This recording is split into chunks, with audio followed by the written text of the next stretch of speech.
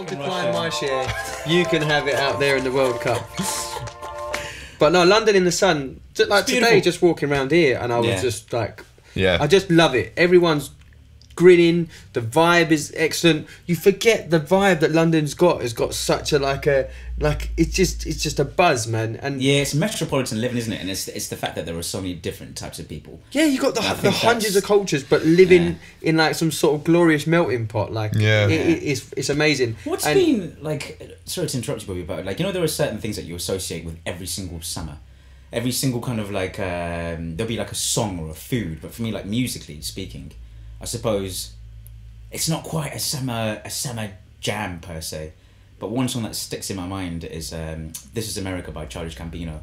Is a big tune. I wouldn't call that a summer tune, but that is a talking point. It's an interesting one. I was just thinking about every year. I'm always like, there was one song that really changed my. I mean, mine is "Return of the Mac." Return of the Mac, but that's an every year thing, right? It's every time it comes on. What is your summer song then, apart from Return of the Mac? Well, every single summer. This summer? Without fail, yeah. Seriously? I heard it like a week ago, and I was like, I feel like I say the same thing within the first like dun dun dun dun dun. I'm like, this is my favourite song in the world. Like, it just happens. Like, I remember the first time I heard that song ever. I was about 8. Maybe it was about 8. Someone will do the dates. Oh, come on. Yeah. It's that bit you go, the whole intro. People don't make intros like that anymore. Maybe Sean Paul does, but like, oh my god, his whole accent and everything is incredible. It's just like, whoa. As an 8-year-old, I was like, whoa. Like legend, isn't he? If you think about it, like I remember, it's up there with like, just coming to me, I know. Oh yeah, come on, yeah. I still don't actually know what you know. What he's saying. No one knows the words. It's just. Do you think Shakira was like inspired by him? Maybe. The two of them, I'd love them to like. It's very similar vocal tone. Right. Yeah, they're like, we don't need words. You just need to. That's not even a diss about Shakira. It's just that I see the link. Anyway, I completely lost your train of thought. No, but it's great because I think again it partly leads on to what I was going to talk about, because with that particular song, wasn't there a bit of an issue with a song that came out recently about how the two matched up sort of phonetically and phrasing phrase wise and stuff. And I'm talking about plagiarism to a degree, and I'm not accusing anyone within this conversation of plagiarism. It's just an interesting thing, as we're all musicians to a degree. Get your lawyer ready. Yeah, exactly. Yeah, can we just in case, man? But Return of the Mac, and no one's ripped that off. Surely they surely wouldn't cross Mark Morrison. Being used. So the original song, but I have to find it. I'm gonna have to find it now. What? There's a copy. Someone's rinsed. They've ripped off. It was like one of the 1D boys. Of Return of the Mac. Yeah, and it was like. I'm interested to hear it. I'm open. What? And honestly, he's ripped off. Yeah, literally about. What is it? An interpolation.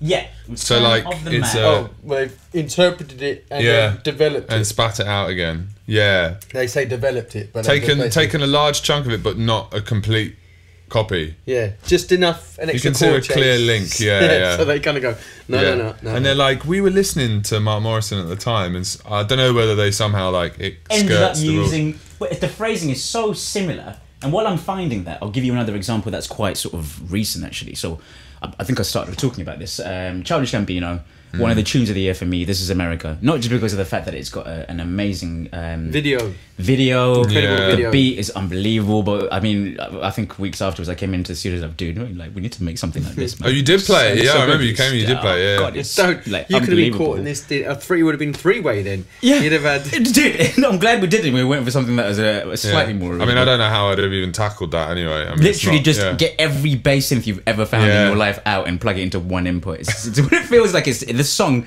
obviously has an amazing bass line, and the subject matter about Danny Glover. The message. It's on point, and it's obviously about America and needed. And needed, right? A song with an actual point to make, rather than just. There were plenty around, but I think this one just struck a chord with me. And I remember kind of tweeting about it, and I was so excited about it. I think people just got sick of it. They were kind of like, just shut up, bro. And thinking to myself, right, if I can make something as good as this as a musician, I will die happy. That's what I remember thinking. then I got a tweet from BBC Radio 5 Live, and they were like, "Oh my God, your enthusiasm is brilliant. Would love for you to talk about the song." And I was like, "Yeah, sure, of course, yeah, talk about it." And then I realised I'd led myself into a bit of a trap because it was obviously racially charged kind of material. So we ended up having the conversation, and I had to do some. You did go on. Yeah, I went on Radio 5 Live, had a chat with them about it. Did you know?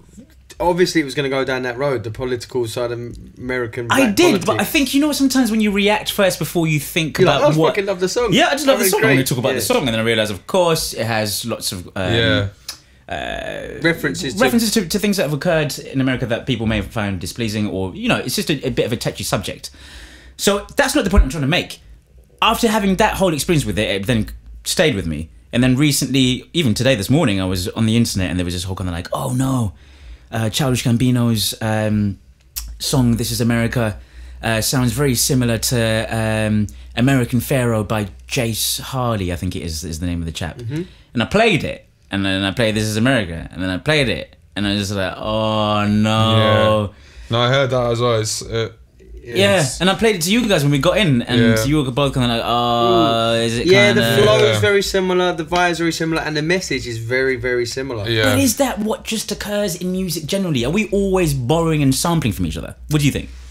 Well, yeah, I think definitely we're influenced by everything. I know that sometimes I'll make a song, because I've learned, like, for example. I mean, I'm not in... Like the jingle? Yeah. Well, yeah, that's rinsed, but... but that's what I'm saying, that's what I mean, it's like, have you made it or have you rinsed it? Yeah, because it's just been... Is it there in the back of your head, those chords work? When you're making a song and you go, oh, that goes with that, and you're trying to build a progression... Yeah. Sometimes you don't even know your subconscious has identified that from some song that you've heard back in the day, and then you're like... Yeah. Oh... Shit. But then sometimes it's weird where there'll be like a Scandinavian band I've never heard, never even almost heard, and chord for chord they've written almost the same song, this is the and thing. That happens. There are only so many notes in music, and there are only so many... I feel like you told me this. Did Bob Dylan say something about like when he picks up a guitar, his hands always fall in the same place? Yeah, we had a conversation. Bob Dylan, I think I was sat at the piano and I was talking about this. So I was like, I get frustrated because I feel like I hit the same kind I want to hear the same things, and if it doesn't feel like that, then it feels wrong, and then I don't need someone else to say, what about that? And then you're just like, that feels good because it feels like I'm not what I'm normally doing. Yeah, and I think maybe it's that constant self kind of like repetition, but also you can't help it. It's based on Return of the Mac for me. Like coming into my man. I don't know what that was. And, I think maybe there's an element of that in that maybe just extremely inspired by it, but sometimes you can go down the rabbit hole a little bit and not realise how much you're actually referencing something until you finish it. But there's also a line, isn't there? I think there's also like, as we do this all the time, sometimes I'll bring in a song that like, this sounds banging, like This Is America, but sometimes we'll start there in terms of the sonic and generally how the chords make us feel, and you jump on the piano and come up with something that's maybe sometimes might be in the same key, but it's not the same chords or the same phrasing or the same... Key is a big thing. Like, it's funny, like, key is certain keys emote different feelings. Yeah, it does. I think someone said that. It's like, E flat minor is the saddest chord, like the chord scale, something like that. A famous composer, again, no idea who it is, but I remember hearing this fact, and you're just like, oh, right, and you sit down and you play it, and you're just like, that is very sad. Yeah. And... like when you're writing, like just switching it up a semitone or like a whole tone or something like that just completely changes the song. Yeah. And so when you hear a song and you're just like, there is something about the key that they did it in that you're like, that does emote a certain feeling at this speed or at this kind of thing. And so it is sometimes helpful to at least sit there and reverse engineer what it was that they did. Yeah. And even if after that, by what you've written is not in that key or whatever, I don't think it's a bad thing to at least try and understood what it was. It's age old though, I'm sure, from the very first few songs in life. There's this wonderful website called Time Machine, Music Time Machine, which is brilliant because you can actually tap on a country, go back as far as the 1800s to the very first recordings of sound per se, or probably even closer to the 1900s, and listen to these archaic, just wonderful pieces. When they used to have to like sing it into the horn of the gramophone, and to record even it. from listening to some of those recordings, straight onto the vinyl. Yeah. But I can hear connotations of that in modern day music, or in the early sort of 50s, or rockabilly. Down to the I don't know if you want to talk about rock and roll and the blues and that kind of sensation. I can hear some of that stuff within. There's a book I need to give you that is specifically all about all of this. Well, the thing is, I'd love to read that. It is essentially, really are we hard not always work to just read, but copying each other to a degree, or borrowing from each other? And then this book is exactly that. Yeah, well, it's the linear. There is going to be a linear line that's going to connect music through the years. And what's the anthropology? It's anthropology of music. That's what this book is called. Where it's basically like the origins, which has always been something I've been interested in. One day I want to do a degree on when melody hit rhythm. And because they came from contrasting parts of the world. You had the David Byrne book. Is everybody? He goes into all of that. It's amazing. There's a few books that I ordered a couple of years ago because I was like, I've heard really good things about this from other people. And the David Byrne book, he the whole first chapter is about how rhythm has become like, came from a lot of the tribal roots in Africa, I think, and how it was treated in a completely different way. It was a way to like make people dance. And it was a way to like, it was like people would chant stuff for like an hour. Like, and it was a different thing to what it is and the way we associate rhythm now. Like it was treated as a completely different sort of hypnotic thing. It was a completely different thing. And he goes also into this really, I mean, this is a bit of a tangent, but like about how the way that music is perceived based on your setting, your like the way you perceive it in a group of 50 people where someone's banging drums and stuff like that, it would be completely different to if you sat here and listened to that recording of it right now. There's so much about it. It's like you perceive everything about it completely differently. But I think perhaps I feel those things, but I don't know quite how to articulate them properly. And when I'm in a session writing music with anyone, whether it be you, Finn, or even when we used to jam a hell of a lot in your house, I still remember those particular feelings. And I think I've sometimes put some of those ideas into stuff that I've done now. But to unpick it and trace it will be difficult. And I think that's part of the beauty. The thing is, I don't think there was much of a focus on this stuff until, like, for example, the Blurred Lines and Marvin Gaye. Yeah. Right, that was when the first time I remember recently, I mean, apart from clear plagiarism where someone's like completely ripped someone off, where it was like they've kind of moved the goalposts a bit of what's allowed from influence,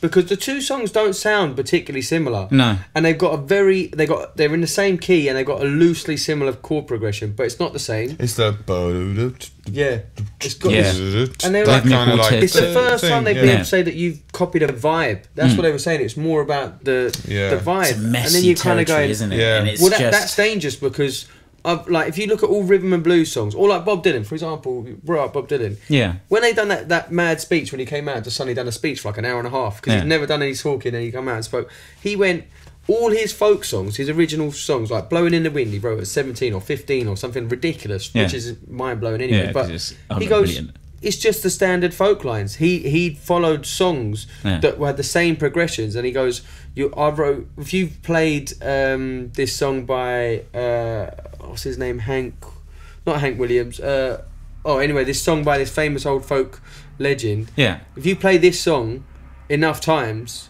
you'll end up playing Blown in the Wind, because it's very similar. And lots of his early folk music in the UK and America was all very similar. And the 12-bar blues, if you look at rhythm and blues, 12-bar blues history, this prime example. This book, like the detail it went into, the research was like hard to take in. I could only take in like 5-10 pages, and because it's just like so many songs coming at you, and like artists, and it basically was like a lot of it just came down to like there was a lot of the slaves who were singing stuff, and then there'd be like there'd be someone who would go, I can't remember what it was, whether they'd be going to see the person who owned the farm or something, they'd hear a song or something like that, or there'd be like a funeral, or they'd be singing something, and then one of the people who was there was also a musician, and then they'd kind of interpolate it and do their own kind of thing, and then they get credited as the writer, but then someone would then they go and play it in a bar, and it was never recorded and never published, and then someone would hear that. But it all kind of came back to a lot of the language. slaves. That's the thing about it. I think it's easy to forget, because the ownership of the song was never completely lost. Exactly. Completely lost. Like there was some shady deals done back then as well, like with some of the biggest blues singers as well.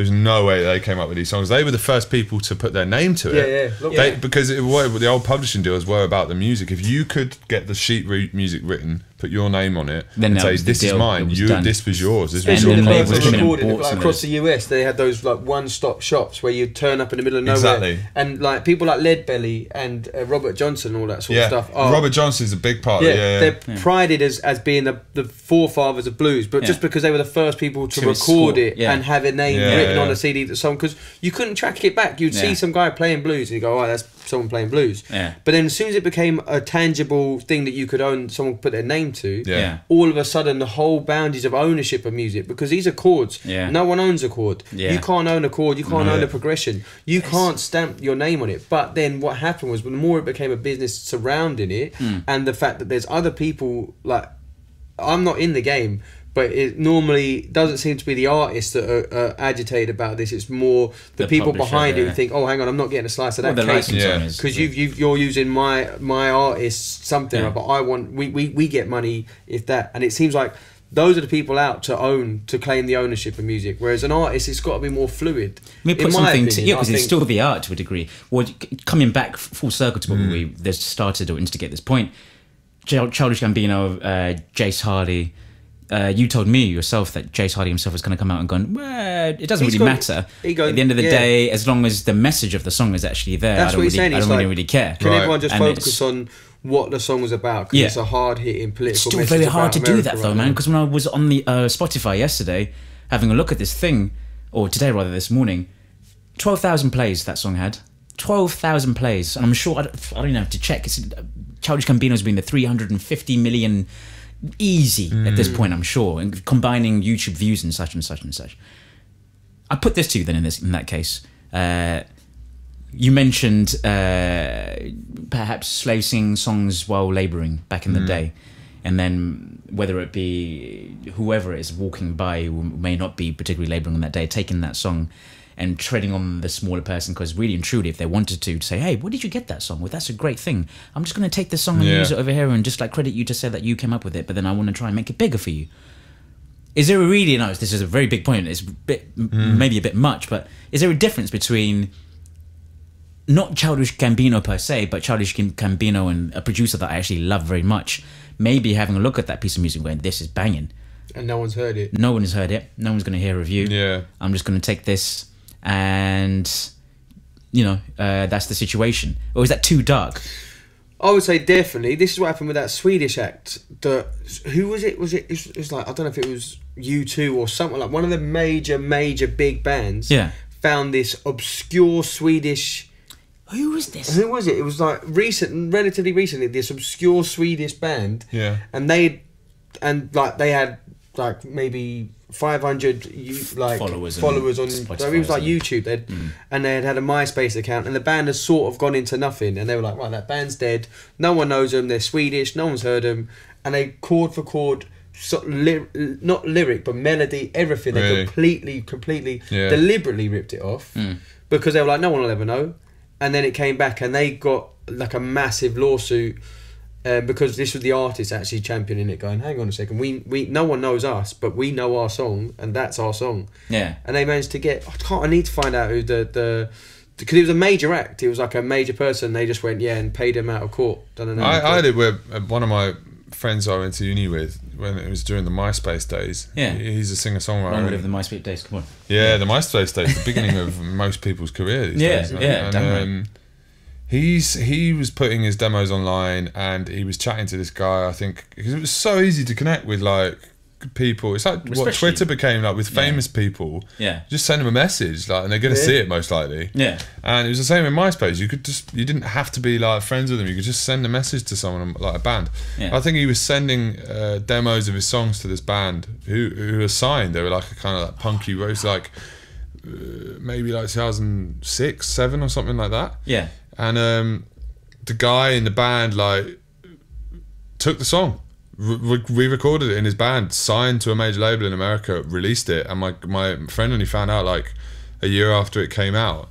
And I was just like, I think I just started getting into the industry at that point, and I was just like blown. I've started working with a lawyer, if I told him about this is like crazy. How can these people get away with it? He was just like, you know, I can't afford the lawyer. Like, if it doesn't go anywhere, like, you know. And I was just like, this is mad. He's literally taken your entire. You've got a message to prove that you sent him the demo. Like, yeah. And this same song has come out. And it's just like happens all the time. But it's the same thing. You know, he saw someone that had nothing. Yeah. Like and he was a signed writer in a band. About finishing off their album and clearly needed a song, found it and liked it, and was like, I'll take that. I'm also one for like being a bit of a sometimes a bit of a believer that sometimes happy accidents do occur. Sometimes accidents just happen. It's happened to me many times as well. I've written something and the melody is so strikingly similar to something else. In fact, I'll play something now actually, and you can have a listen and tell me. Yeah. But accidents happen. You can't help it. As subconscious works like that. You will suddenly go. You'll write a whole song. Go, this is a banger, and then you suddenly go, oh, this is right. If once you finished it, you're like, it's a big part of the song. The song wouldn't be the same if I didn't have it in it. You maybe just need to credit. Just like hit it like head on and just be like. Yeah, obviously. I'm not going to try and get around this. I'm majorly influenced by this or whatever. Yeah. But a lot of the time, I'd say. The things where we can sit there and be like, they're the same, like, or they've mugged them off. Is actually maybe more just like that. They've just been like, we genuinely weren't intending to take that whole section, but it's maybe just the way it was dealt with afterwards. It's like 90%, I would say, is happy accidents, and then there's 10% malicious. Like, definitely. Like, even if that, maybe like less than that. Like, and this is only when we're just talking about the music industry. You can think about every like. I was going to go and say that it's surely deeper than that. Maybe that's what the whole copyright law and trademark law is kind of based on. I don't know enough about it. It's exactly what it's for. That's what it's there for, to protect people. But I think there's also a kind of like when it's artistic.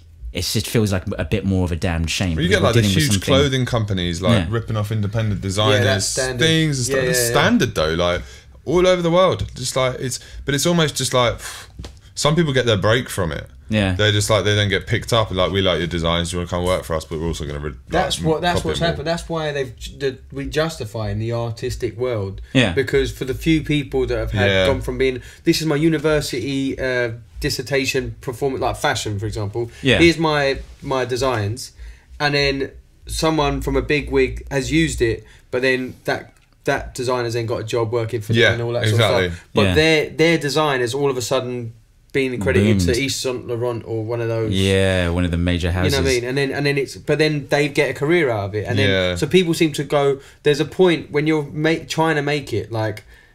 You'll sell yourself because you're desperate just to be given the first run on the ladder. Music, man. So it still happens because producers that are massive will employ other producers who are damn talented to work with them. I'll definitely avoid mentioning any names. I've had it happen once before with a song that I've worked on, and then ended up seeing that it's got another producer, and I'm like, but I thought that person was working on it, and then all of a sudden you're like, oh, that person employs this lesser known producer to get things working and harness a sound.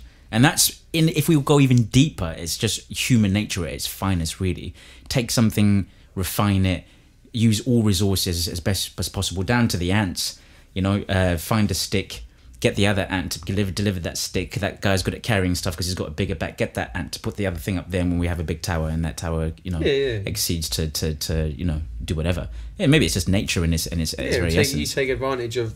Everyone takes advantage not in the take advantage in a bad way, but you take advantage of the benefits of each situation and each person, what they can bring to it. So generally in a business, you would go like from the beginning, you're not going to have the CEO doing this bit of job, but you'll hire someone to do that job because that's what they're good at. Yeah, and you'll get that person. It's like, a band won't do their own sound; they'll hire someone who can do sound because that's what they're good at, and then the sound person.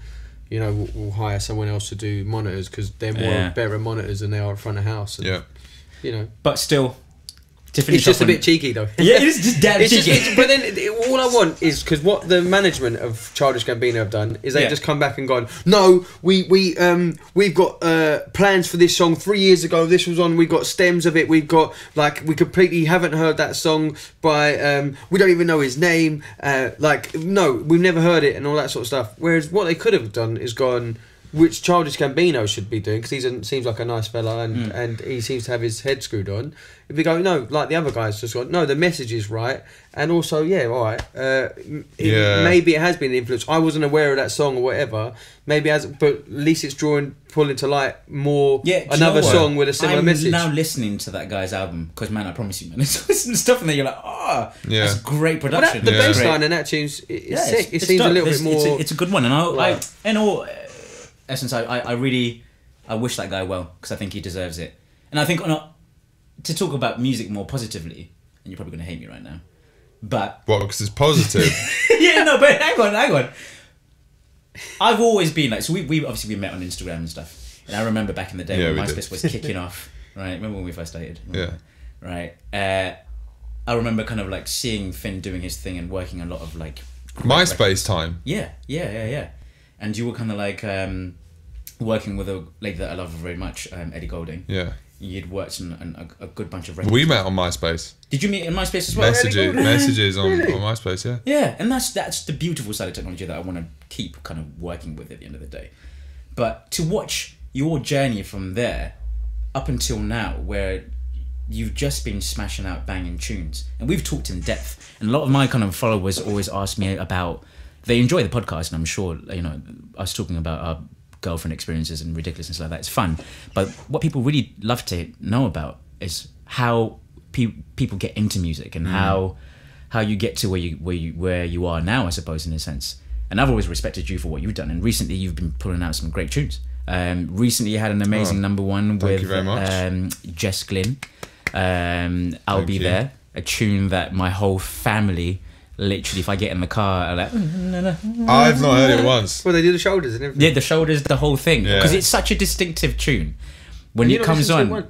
No, I mean, I've listened to it 5 million times, but I've not heard it once. No lie. I promise you, I've not heard it once. You need to drive more, bro, because honestly... But I do, I have Spotify on, or Radio 4, or and at home I've just got Spotify on, and then I'm here working, and I don't really have the stations on that play it, I don't think, and I don't put the playlists on Spotify that have it on, so it doesn't really come up. Because really and truly, I mean, it would be a very odd thing if you were at home and or even in here, feeling yourself and going, "Oh my god, you see the way that I just did that bass line?" Oh, but when it was at peak radio, like when it was really getting hammered, I was just getting texts from people just like, "I can't escape that song." Like Ellie messaged me, it still is, and was just like, "I can't." Like that song is stuck in my head. I'm like, I can't.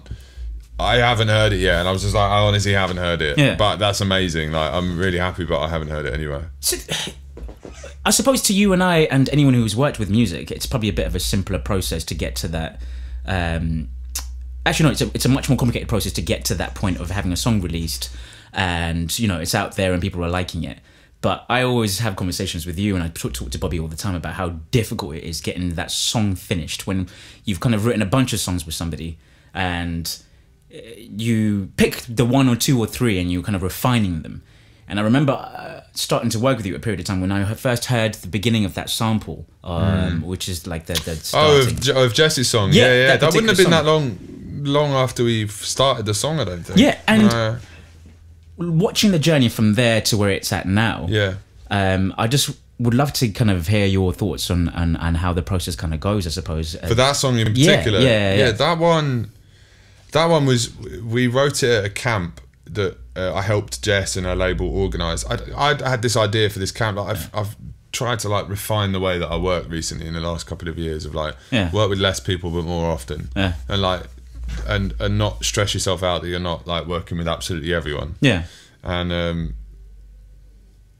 I was like, I'd really like to go to a house somewhere with some close people and no stress, and we all just chill and we write, but it was too busy for everyone. We couldn't figure out a time to do it. Anyway, I remember Jess's label trying to be have you got any ideas of any other sessions we should be doing, or because I've worked with Jess a lot, and the songs that they have from loads of other people are amazing. I was like, well, I had this idea of maybe it could work for Jess, of where you get a lot of the people that Jess has worked with and just put them all in a house together and you guys pay for it. And that's a great starting point. And the label were really kind of trusted the idea and loved the idea and put it to Jess, obviously, and she was really up for it, and they kind of enhanced it and made it a lot better. And we went down to his house and we had loads of people there, and it was such a creative week, and that song was written on the last day.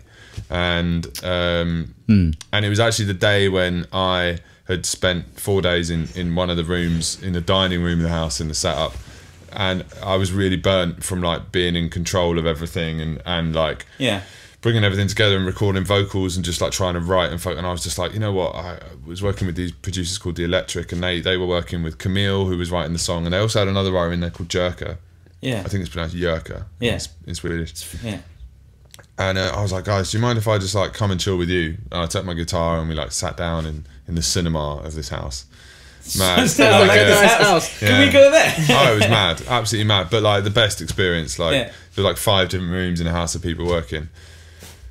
And I think the combination of being a bit burnt out of like musical ideas, because we had 4 days, and the amount of things we started with different people and like that didn't go anywhere, and things that we actually finished, and brilliant experience, but just like I was like, oh, I could really do with like just sitting with the guitar. And anyway, that song came together. It was like the 3rd idea that I think we started within an hour, because the first couple we were like, these are cool, and we were like going around them and like trying, and I had my laptop and Electric had theirs, and they were plugged into the speakers, and we were just like flying things back between us, and I was on the guitar, I was singing things with Camille, and then I remember Ed from Electric had that vocal sample that's at the beginning of the song, and he just like, and he played it on his keyboard, and literally immediately as he played it, like I think me and Camille were just like, that's really cool. Picked up the guitar, and I just played the 3 chords, really simple 3-chord progression.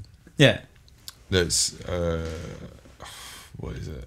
I can't actually remember the chord, the key that we're in. I remember the sequence, but I'm trying to remember what key we're in. I just tried to hum chords, but anyone was wondering what that was. I was wondering what you were doing. No, it's really simple. Like it's the 6 to the 4 to the 1 to the root, and over the tonic like root thing, it just sounded really good, and we were just like, I think we were then just over the bass notes were like, that works really well. I think Camille just immediately started writing it. And within like I don't know, not even 2 minutes, within like 30 seconds, I played the chords, and then Camille had sung this thing, and I was like, but what if we don't do the chords and we just stay on the pedal like throughout the verses, and you only get that chord progression when it's the chorus?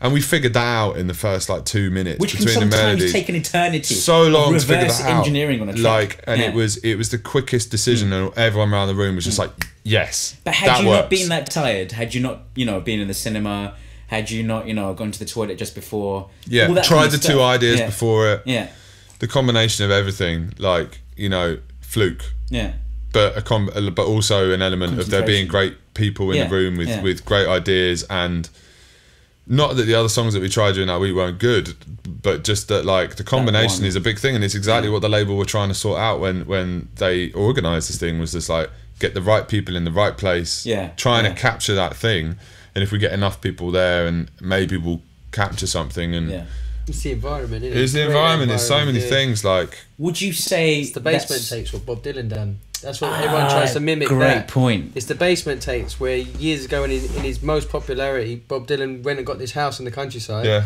Got a load of musicians who later became the band. Right. And that's where he recorded 10,000 bits of songs. Like, it was the most prolific. In 3 weeks' time, they just had this country house. They set up a recording studio in the basement, and it's the most prolific ever writing thing. And there's hundreds of songs that Bob Dylan was like giving away songs, and all the bands, they wrote their entire the band all their like big songs like Drive Old Dixie Down and all this sort of stuff, all was written in this basement area where it was just basically Bob Dylan had this vision of a space where you just get loads of creative people, and there'll be the awkward point when everyone's first of all turn up going, I've got all these ideas. He goes, once that dissipates, then you start to generate ideas off of each other's influence, and it's that moment that he goes that you get the most creative synergy between people, and literally like you can go from having like nothing 20 seconds later you got the whole band, everyone sat there kind of gone, everyone's zoned in to exactly but it's the same that thing that we never find a way to explain. I suppose it's that wonderful moment of creation when you are so zoned in and trusting of the people that you're in the room with. There's no kind of egos, and the tough thing is sometimes the reality of doing what we do as songwriters and whatever, guys, as an artist or just writing songs for other people, is that you don't always get those elements combining as well as you'd like them to. But when you do, it's that. And you come up with moments that I think are great, and perhaps you're a very kind of modest chap. You know, you're not. So I will tell you that. Did I say I'm number one? Just, do you need to go and grab the number one? I'm actually not. Wait. I'll tell you what you should do, right? You should just hold on to one of these for the whole of the thing. Just hold on to that end. That's it's number one, right? But just that's on my other number one. Sorry, that's probably the most immodest. I don't know what you say that you'll get me all year. Just hold on to that for the whole thing. I text you. I remember texting you and saying to you, I mean, you can take that away if you like. I remember texting you kind of going, hey. Yeah. I had to pay for it. Feel? Yeah. Yeah, I had to pay for it. Solid bit of metal, though. You really have to pay for those things, yeah. What, but seriously? Yeah, you literally have to pay for it. Who phones you up and you go... The artist, I think, gets it from the official charts company. Oh, I had to send... It's really awkward. I had to send an email, fill out a form. Like, yeah. It's not... They don't just contact you and say, would you like one? Yeah, that's the stuff that people need to know, because obviously... Oh, you know, like, all the plaques you see everywhere, and like, people, they've paid for them. Yeah. That is mind-blowing. Pricey. And they've had to fill in a form. Well, they've had to like contact all their management or the label have been like coming. You know, like they've had to say. Remember that thing that I did? Can you make sure you make one that shows that I did the thing? What? It's basically what you're saying, isn't it? You can make sure that you've got. I'd like to put something up. Can you please make this for me? But then I don't think there's anything wrong with that. I put up this really depressing issue. It's related, actually. This when that was my first ever number one single. That one was, and I was like, that's incredibly cool. Like that. Because I don't talk about things like it, I was like, you know what? I had that in my house. Yeah. Literally, like, in the corner of the room, like, not even out. And then I remember my girlfriend came to the studio, and because I don't have any plaques up or anything, because I don't feel like I want that up on the wall. Yeah.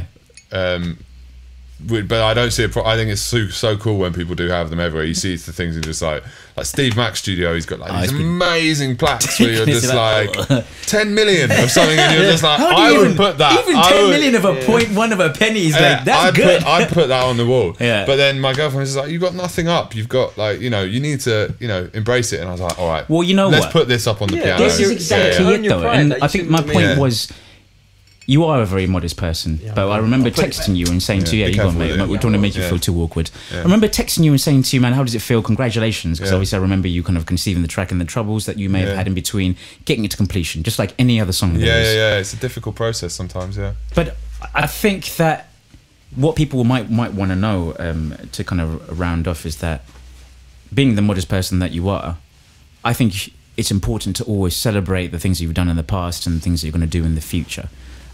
So if you're not going to celebrate it, I'm going to celebrate it for you and say I'm really proud of you as my friends who have banged out a banging tune. Guys, thank you very much.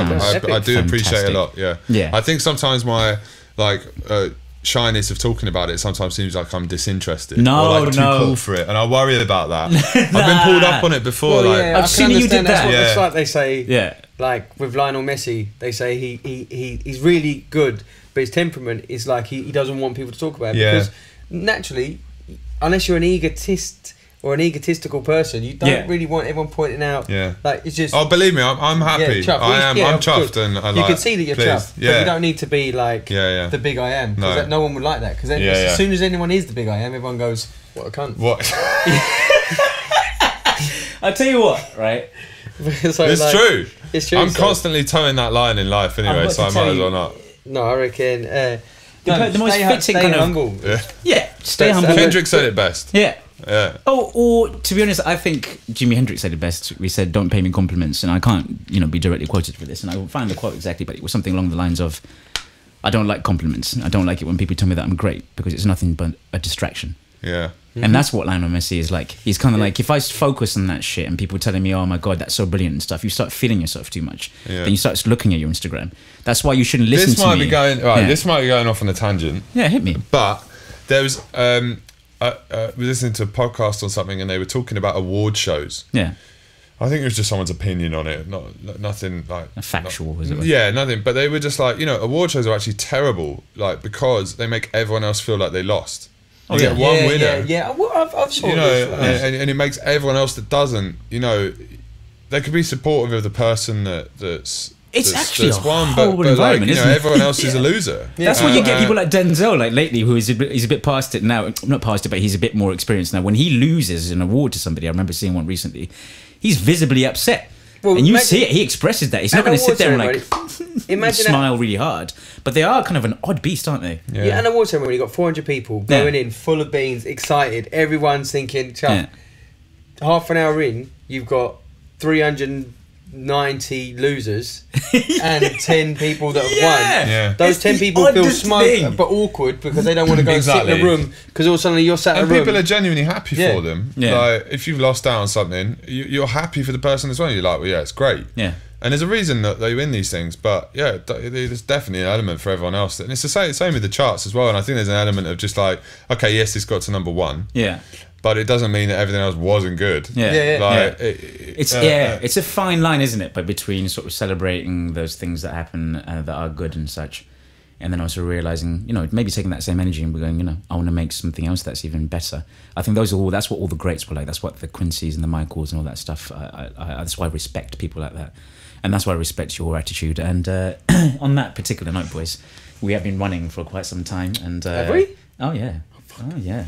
It's been such a fun conversation. Thank you for talking to us today, Phil. No, totally. Thank you. Thank you for letting us in your amazing space here. Yeah, skylight, sunlight. Skylight. I can see how the other side live now with your skylights and your multiple plants. It's beautiful. It's a treat. It's a treat. Greenery, great for the soul. Yeah, what kind of greenery?